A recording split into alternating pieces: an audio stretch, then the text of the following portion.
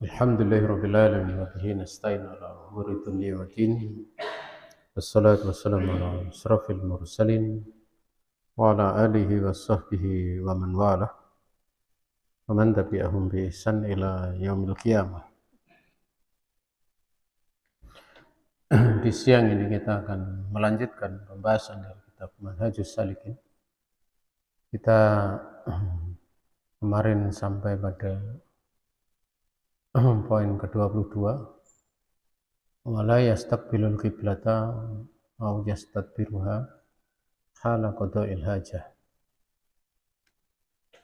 Ya. Tidak diperbolehkan menghadap kiblat, tidak pula membelakanginya ketika sedang menunaikan hajat. Beliau kemudian menyebutkan idza ataitumul ghaid fala tastaqbilul qiblata bi ghaidin wala qaulin wala tastadbiruha walakin syarriku aw ghafun alaih. Karena Nabi bersabda, apabila kalian hendak mendatangi ghaid, yaitu kakus misalnya, maka jangan kalian menghadap kiblat dikala buang air besar, dan jangan pula menghadap kiblat tatkala buang air kecil, dan jangan pula kalian membelakangi kiblat di dalam keduanya, namun arahkanlah ke arah timur atau ke arah barat. Kenapa? Karena Madinah ada di utara Mekah.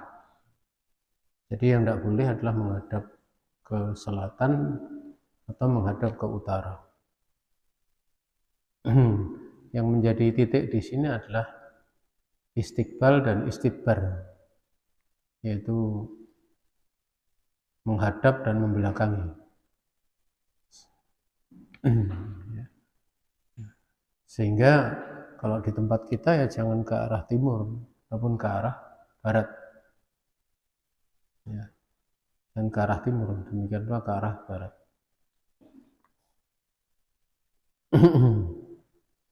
Kemudian jamaah yang dirahmati Allah Subhanahu wa taala,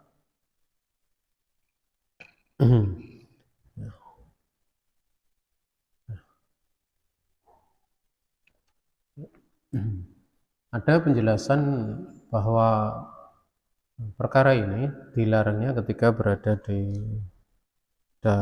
tempat, ya, atau ilmakan bil jidar, tempat yang ada dindingnya, ya. Adapun ya,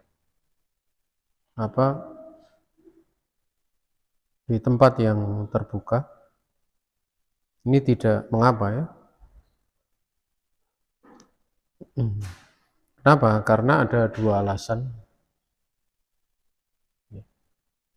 Afan, ini keliru, saya kebalik, ya.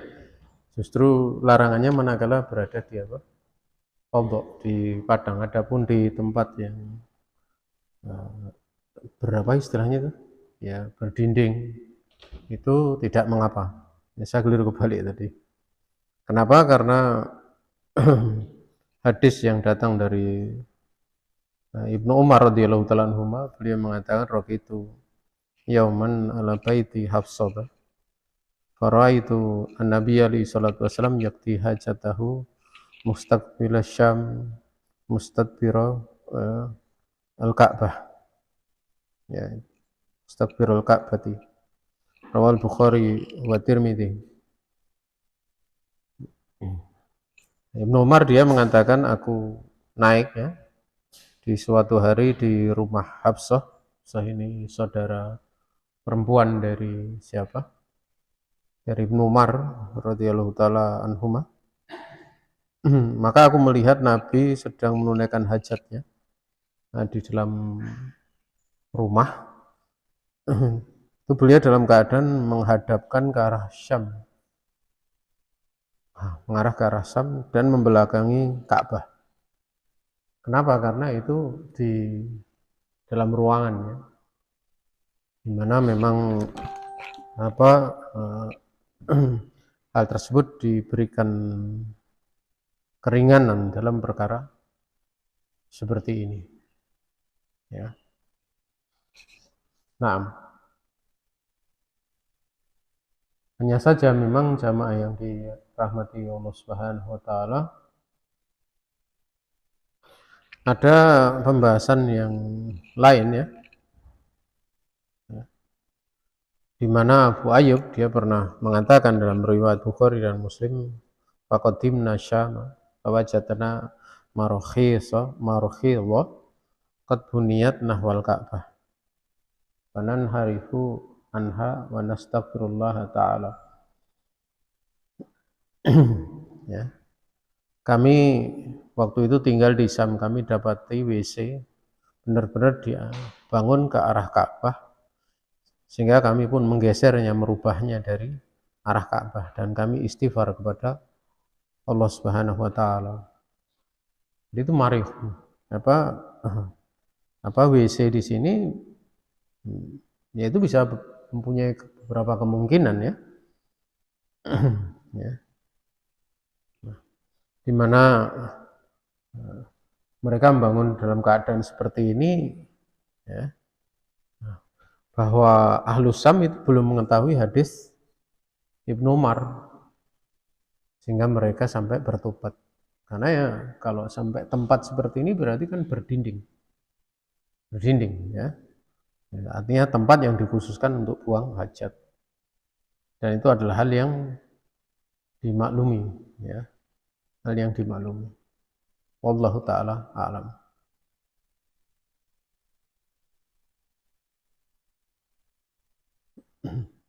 Kemudian jamaah yang dirahmati Allah Subhanahu wa taala, pada poin yang ke-23, fa idza qada hajatahu, ketika seorang dia menunaikan hajatnya, ini yang pertama istatsmara bisalasati ahjarin wa nahwiha wa tunfil mahal.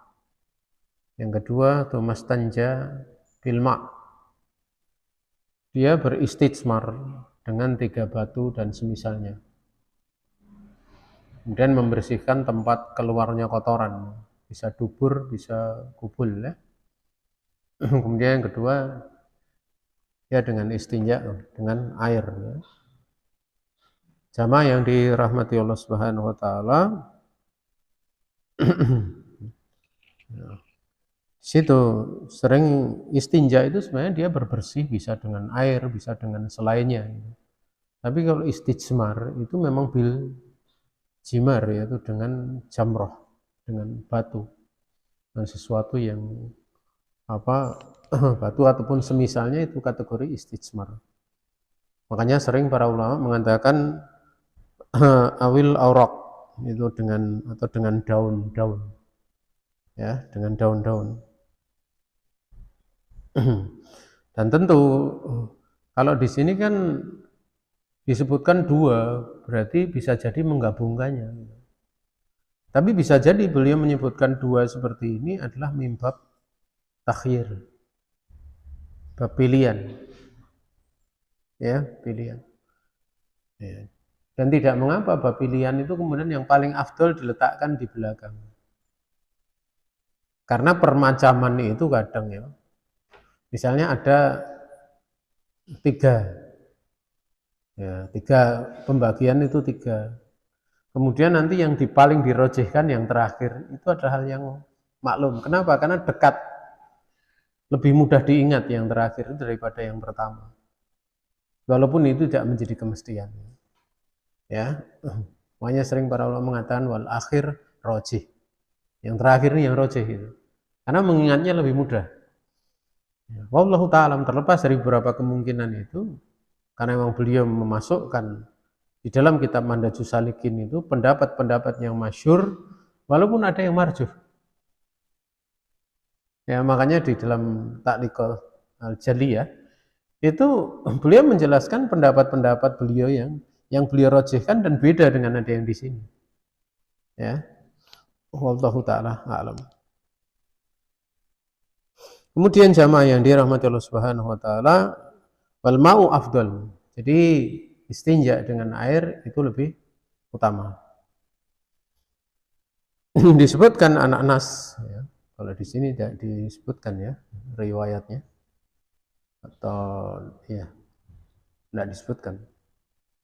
An Anas bin Malik radhiyallahu ta'ala anhu qala kana Rasulullah sallallahu alaihi wasallam yadkhulul khala fa ahmilu ana wa gulamun nahwi ya idawatan min ma'in wa anazatan fayastanji bil ma.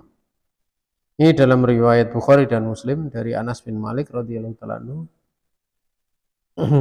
Ya. Rasulullah SAW pernah beliau masuk ke dalam khala, ya, tempat buang hajat.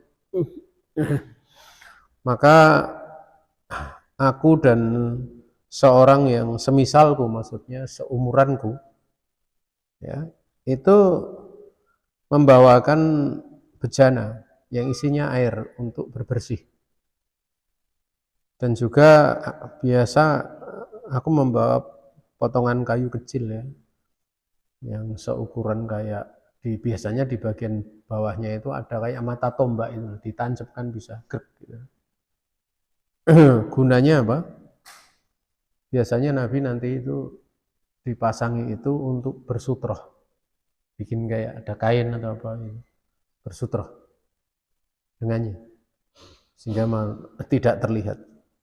Itu yang biasa membawa itu Anas bin Malik dan anak yang seumuran aku. Tapi tidak diceritakan ya, siapa. Ini biasanya kalau tidak diceritakan seperti ini, itu bukan sahabat yang suhbahnya kathirah, persahabatannya lama biasanya gitu. Ya, sering ya yang disebutkan seperti itu untuk tidak begitu dimubhamkan, tidak diterangkan. Ya, karena sahabat itu contoh. Sahabat itu contoh. Coba misalnya disebutkan namanya dan itu dianggap sahabat dekat, pada waktu diterangkan sholat 5 waktu padanya ada tambahan, puasa padanya ada tambahan, sedekah juga ada. Misalnya, karena ada Arabi itu yang dia hanya ingin nanti sholat wajib saja, kemudian puasa wajib saja, tidak akan menambah, tidak akan mengurang. Kalau untuk contoh bagus nggak? Ya nggak bagus ya. Tapi kalau itu disebutkan misalnya sebagai sahabat dekat, makanya dengan ana rojulan, bahasanya seorang laki-laki. Padahal itu juga sahabat ya. Ya. Makanya jamaah yang dirahmati Allah Ta'ala, misalnya ada majelisnya Syekh Shalih Al Fauzan, penuntut ilmu yang memang dia mulai zaman lama, kemudian ada orang datang cuma sehari di situ. Oh, di antara muridnya Syekh Shalih Al Fauzan itu gitu. Kan ya, murid-murid lainnya biasanya murid-murid yang dianggap itu yang kibarnya gitu. Yang dikenal. Yang besarnya, bukan yang ya. Kadang ada sebentar belajar tetapi dia punya sesuatu. Itu kadang diakui oleh para ulama. Itu berapa ulama itu memuji orang-orang yang belajar sama beliau cuma beberapa bulan aja. 3 bulan, 4 bulan. Tapi diakui. Itu kadang ada. Apalagi kalau dia pelajarannya pelajaran lanjutan ya. Jadi dia udah punya bekal, kemudian suruh belajar 1-2 bulan, tapi menyelesaikan berapa kitab. Karena orang yang belajar lanjutan itu jangan dibayangkan kayak pelajaran kita seperti ini. Sekali belajar ketemu, kadang 4 kitab, yang 5 kitab itu biasa. Ya. Saya pernah bercerita sama salah satu teman saya karena saya menceritakan kalau sedang belajar kitab tafsir ini. Tafsirnya tebalnya segini. Saya cerita. Karena dia itu belajar sudah lanjutan ya dengan ulama. Dia cerita, itu cepet itu. Sebulan selesai, 2 bulan selesai. Kaget saya.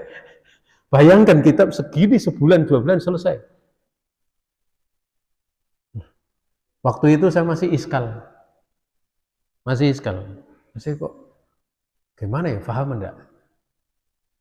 Ternyata praktek dari ulama kita membaca cepat seperti itu ada. Ya, sampai sebagian guru kami menceritakan waktu membaca Kutubus Sittah ya. Ya beliau cerita kalau seperti metodenya 10 tahun nggak selesai Sahih Bukhari. Tapi kalau seperti ini, ya, misalnya satu pertemuan dibaca 50 hadis, kira-kira gimana ya? 50 hadis, 40 hadis. Ya. Waktu kami belajar Sahih Muslim itu kan dibacakan cepat sekali bacanya, cuma titik-titik. Tapi memang nggak diterjemahkan.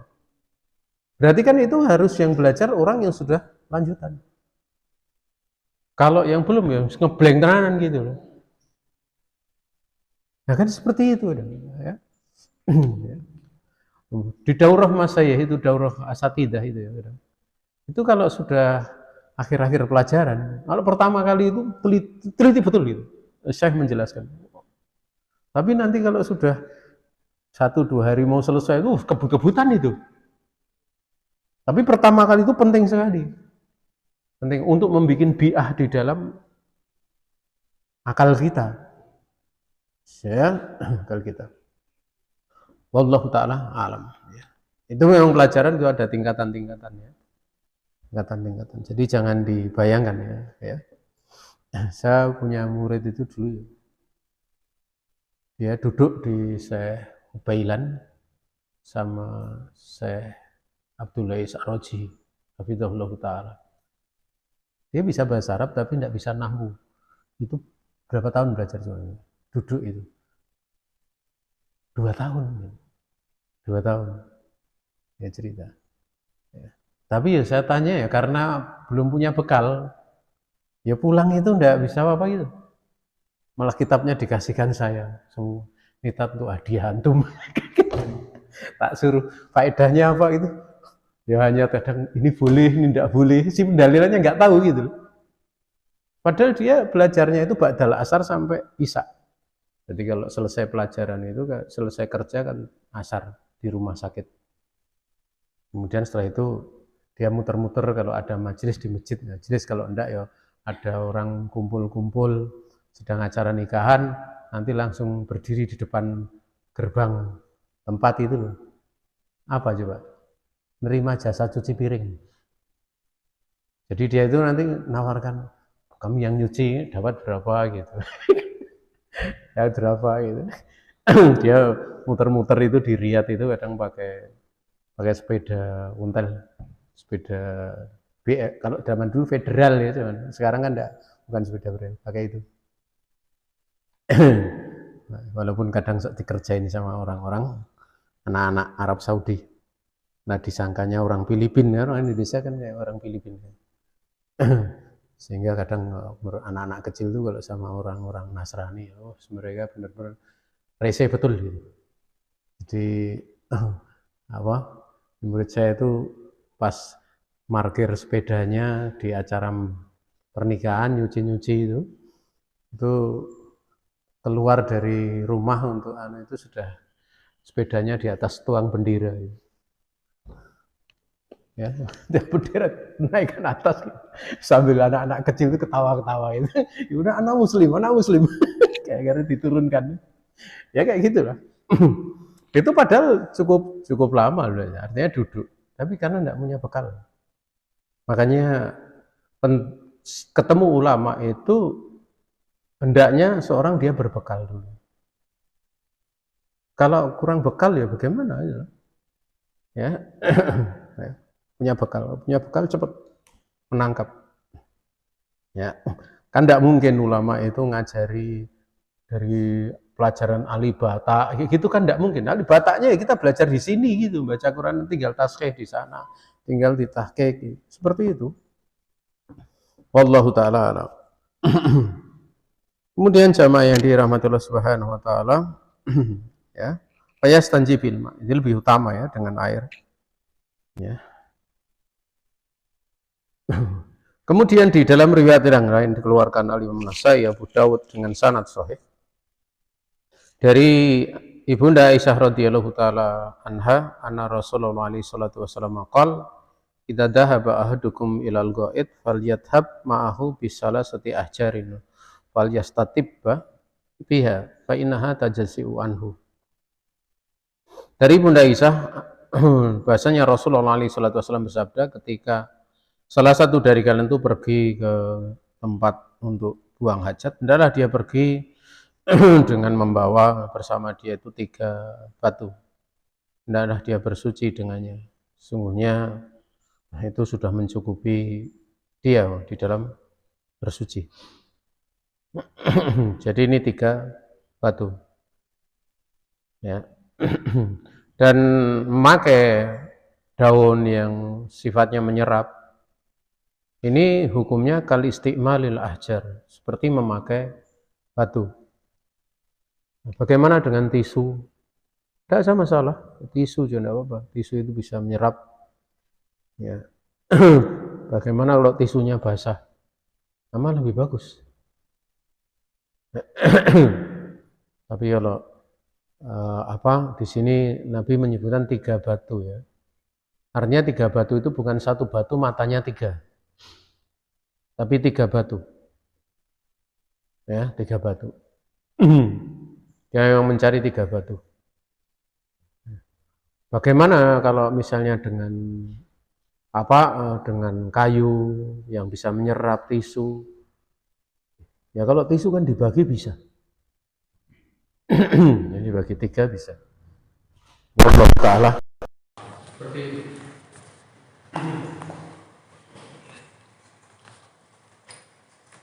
Sebenarnya yang menjadi tujuan di dalam menghilangkan najis itu izalatul najasah. Dan istinja, istijmar itu kan menghilangkan najis. Artinya kalau menghilangkan najis, bisa. Kalau syahwat itu mesti dihadapi dengan apa? Sabar. Dan gitu. Kalau syubhat dihadapi dengan ilmu. Yang menimbulkan syubhat itu was-was dihadapi dengan ilmu. Bid'ah itu juga dihadapi dengan ilmu. Tapi ilmu itu sendiri juga dia berbanding lurus dengan sabar. Dengan sabar.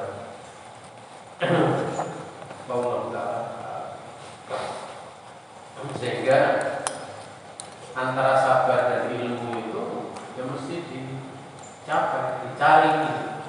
Ilmu itu pengaruhnya bagi sabar ada. Namun pada saat menuntut ilmu juga butuh kesabaran. Kan gitu. Ya makanya Nabi Musa dikatakan bagaimana kamu bisa makanya tasbih, bagaimana bisa hilang titik diriku kalau kamu belum punya pengetahuan tentangnya. Ya, Allah. Kemudian jamaah yang dirahmati Allah Subhanahu wa taala cukup ya. Kemudian yang poin ke-25, wala yustasmar, tidak dipakai istismar,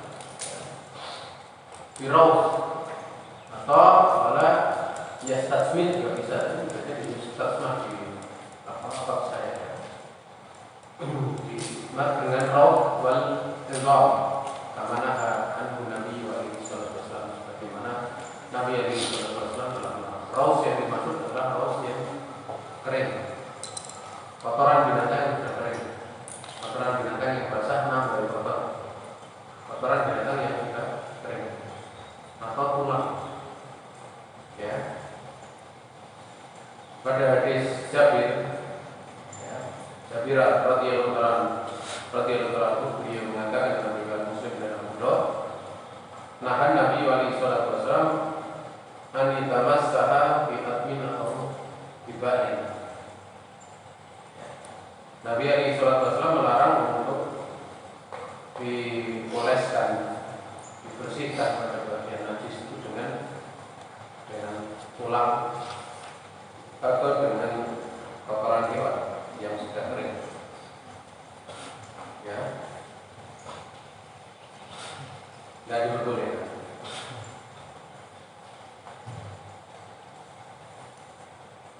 Jamaah ini rahmatullah subhanahu wa ta'ala. Di dalam riwayat yang lain diterangkan itu adalah makanan jin. Alasannya adalah makanan jin. Kemudian para ulama mengatakan karena itu makanan dari jenis benda yang mutal itu perlu dijaga fungsinya, rumahnya, faedahnya. Sehingga tidak boleh. Dari situlah para ulama mengatakan tidak boleh istinja, ya, atau istijmar untuk mengganti batu itu dengan barang-barang seperti itu yang dimakan, misalnya kayak nasi, kemudian roti, beras, tidak boleh, ya. Termasuk pula adalah baju lap ya, tapi kalau baju yang baik tidak diperbolehkan. Tapi kalau bajunya misalnya mempunyai anaknya ini, kan kadang ibu itu baju nanggung tempat ujian dicuci, anaknya mau boros sembunyi baik gitu, ya. Tidak ada masalah. Nanti kan mau dibersihkan gitu, ya. Tapi kalau baju masih bersih, hendaknya jangan. Ya, jangan. Saya sendiri nggak berani mengatakan apa, tapi hendaknya jangan. Ya. Kenapa? Karena pakaian yang sudah bersih itu termasuk dari jenis benda-benda mutarom. Ya. Benda-benda mutarom itu dijaga rumahnya dengan berbagai macam larangan. Contoh ya, kenapa tanah haram dikatakan haram? Kan hukum rumah, sehingga di sana dilarang mencabut tumbuhan yang tumbuh dengan sendirinya. Ya, tulis kalau rumputnya kering dipotong bagian kering, tapi dicabut dulu. Kan dicabut bisa jadi tumbuh dari kalau dicabut akarnya tumbuh baru, ya. Saya dipotong yang kering dulu. Ya, pohonnya juga demikian. Profesor, pohonnya itu harusnya ya, daunnya cukup gede. Pohonnya itu karena rumah. Ya, kayak hewan-hewan yang ada di sana itu ya.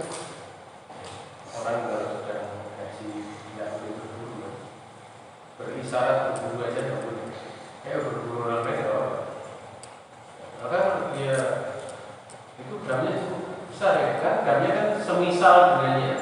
Cuma kadang heran di dalam kitab-kitab ini dijelaskan bahwa dam itu nanti semisal dengannya itu. Tapi kok damnya merpati, seekor kambing itu persis kambing. Tapi itu pembahasan yang masuk ya.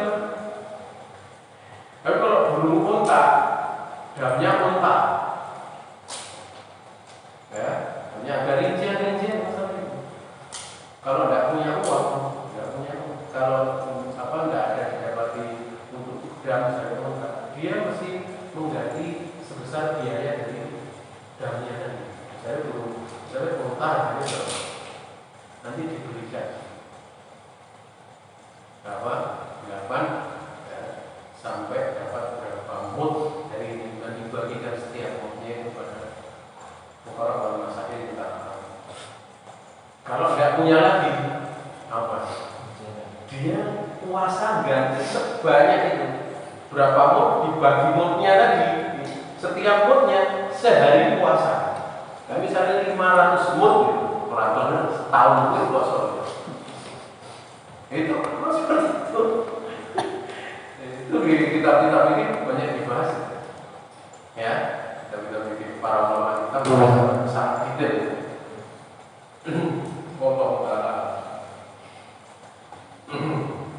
Sehingga di sini jamaah yang dirahmati Allah itu adalah mukhabaran bahwa kotoran binatang yang kering tidak boleh dibungkus, tulang juga tidak boleh dibungkus.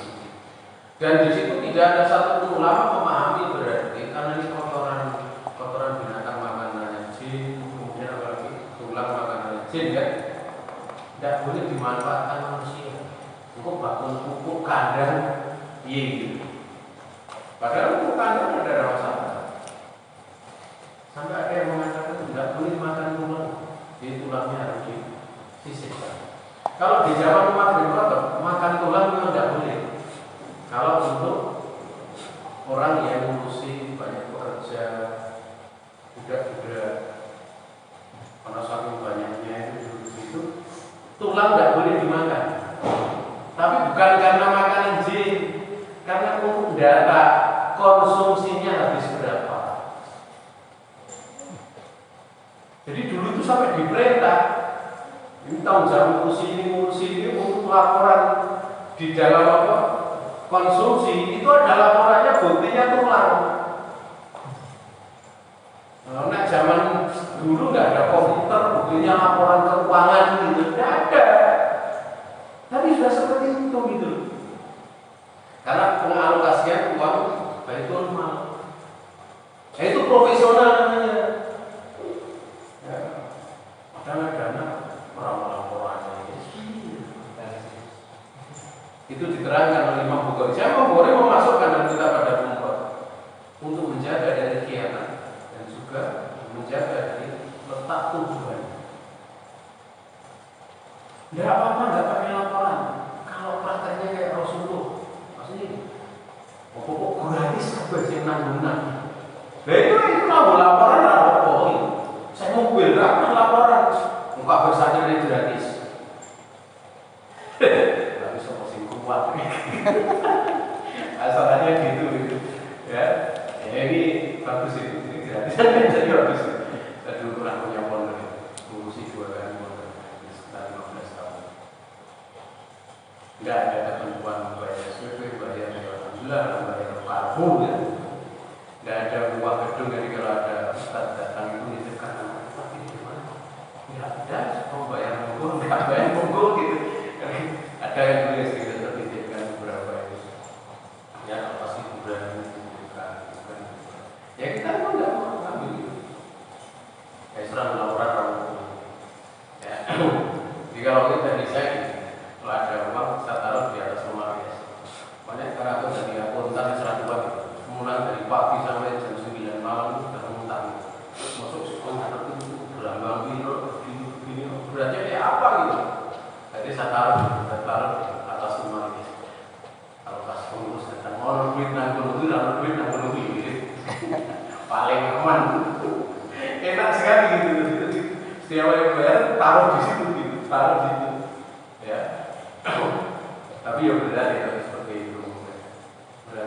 Beratnya kadang memang susah untuk jadi pengajar. Kami tidak pernah buka pengajar dan dapat kami saya ceritanya kadang ya kalau anda di sini mau dengan di sini mau kadang makan kadang tidak bisa apa mundur semua. Yang daftar itu mundur semua. Saya pondok tidak ada itu sudah ada yang daftar. Ya kan seperti itu. Allah Ta'ala. Tetapi walaupun seperti itu, itu rezeki kesehatan. Yakin, ya, karena tidak ada satupun yang melata di atas muka bumi kecuali Allah Subhanahu Wa Ta'ala telah mengatur rezeki itu pasti. Ya nyatanya datang tahu-tahu terpekan datang untuk buruk tanah itu tidak tahu biayanya berapa. Mau kita sampai capek itu meratakan karena terdatang langsung nanti tempatnya tempat kita terdatang itu terdatang sampai hampir 2 bulan.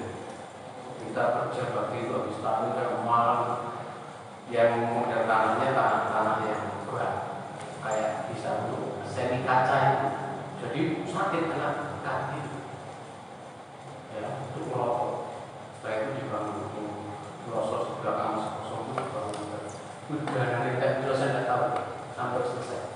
Untuk mereka yang nawarkan, karena dulu kalau ada seperti itu mau nanam bangun, mau gue bangun saya kursi saya tidak mau.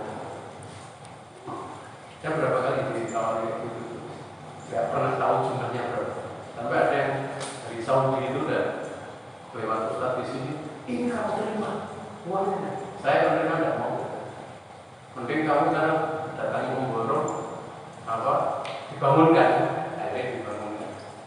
Sampai dibangunkan sampai terakhir itu pun tidak tahu jumlahnya berapa. Kecuali setelah disuruh pergi kita perlu mendata asetnya berapa. Memborongnya saya telepon saya tanya, enggak berapa dari Saudi sekian 100 juta. Ya, paling seperti itu. Nah itu tadi. Tapi kalau rezeki minta itu lain, pasti saya ceritakan satu saja.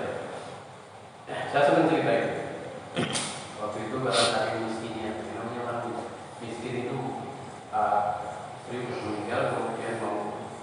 ditawarin nikah gimana.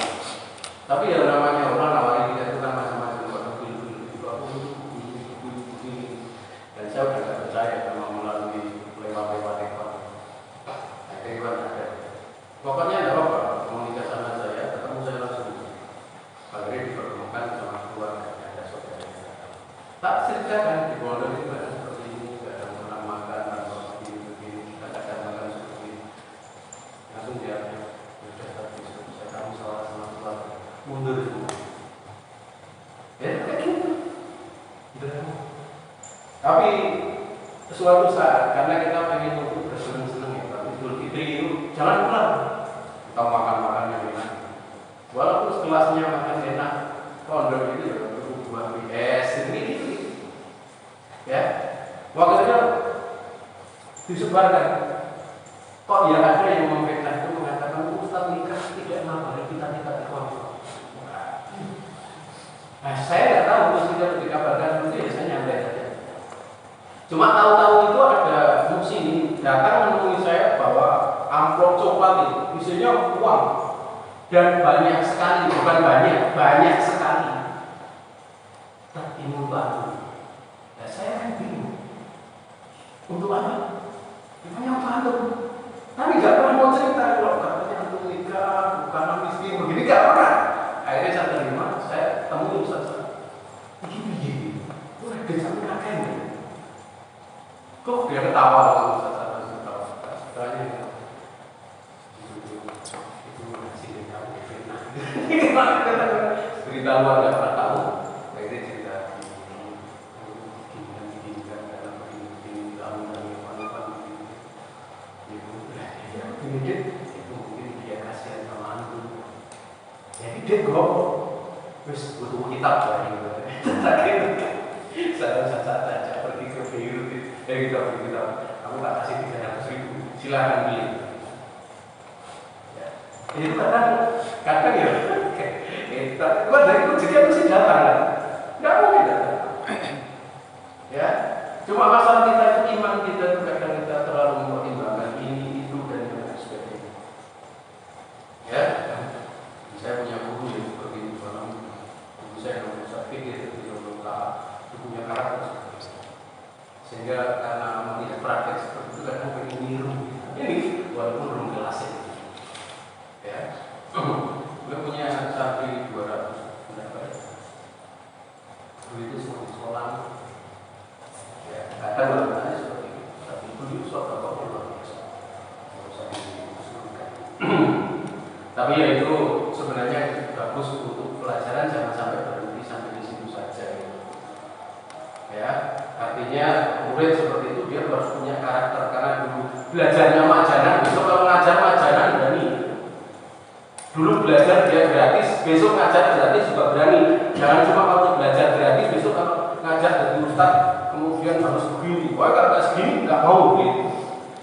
Kurang pantas sendiri. Kenapa? Karena apa ya? Harusnya Fakih Said lam yuti. Artinya apa? Dia pernah melihat seperti itu tuh mesti harusnya punya karakter untuk seperti itu juga.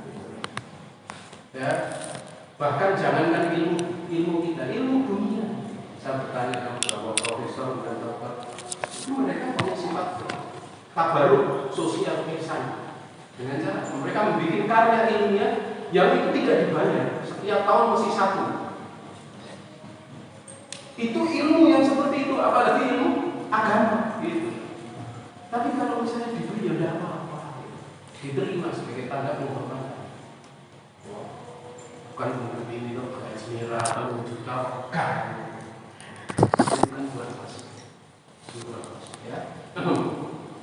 Ya, walaupun kalau kemudian ada orang yang mendaftar dengan sistem ini, itu ada masalah karena memang kondisi. Kalau kemudian dibikin kebijakan oleh pemerintah, karena kalau seperti itu tidak jalan dakwahnya, pelajaran sampai ke pelosok tidak jalan, tidak apa-apa dibuka dari pendaftaran ini, guru agama, gaji sekian, itu pun tidak ada masalah. Ya, tidak ada masalah. Tapi itu bukan menjadi tujuan utama. Ya, menjadi tujuan utama. Wallahu ta'ala. Ini saja yang bisa disampaikan. Lanjutkan Pak. Subhanallah. Hamdik. Syahada la ilaha illa anta. Baik. Waalaikumsalam.